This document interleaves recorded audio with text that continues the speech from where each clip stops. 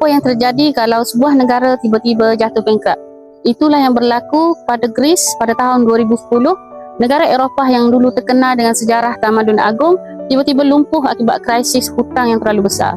Semuanya bermula apabila kerajaan Greece berbelanja melebihi kemampuan selama bertahun-tahun. Defisit bajet mereka meningkat, hutang negara bertimbun, dan apabila pasaran mula hilang kepercayaan, pelabur berhenti membeli bon kerajaan. Greece hilang punca dana untuk terus beroperasi. Mereka cuba diselamatkan oleh Kesatuan Eropah dan IMF, tetapi dengan syarat yang sangat ketat. Gaji penjawat awam dipotong, cukai dinaikkan, pension dikurangkan. Kesannya, kadar pengangguran melonjak, ramai anak muda hilang kerja dan rakyat mula turun ke jalan berdemonstrasi. Bayangkan simpanan dalam bank tiba-tiba dibekukan dan wang tak boleh dikeluarkan sesuka hati. Ekonomi negara pula jatuh lebih 25% dengan perniagaan kecil gulung tikar dan nilai harta rakyat menyusut secara mendadak. Krisis Greece menjadi pengajaran besar kepada dunia.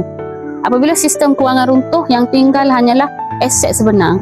Dalam keadaan itu, siapa yang pegang emas fizikal, dialah yang masih ada nilai sebenar di tangan.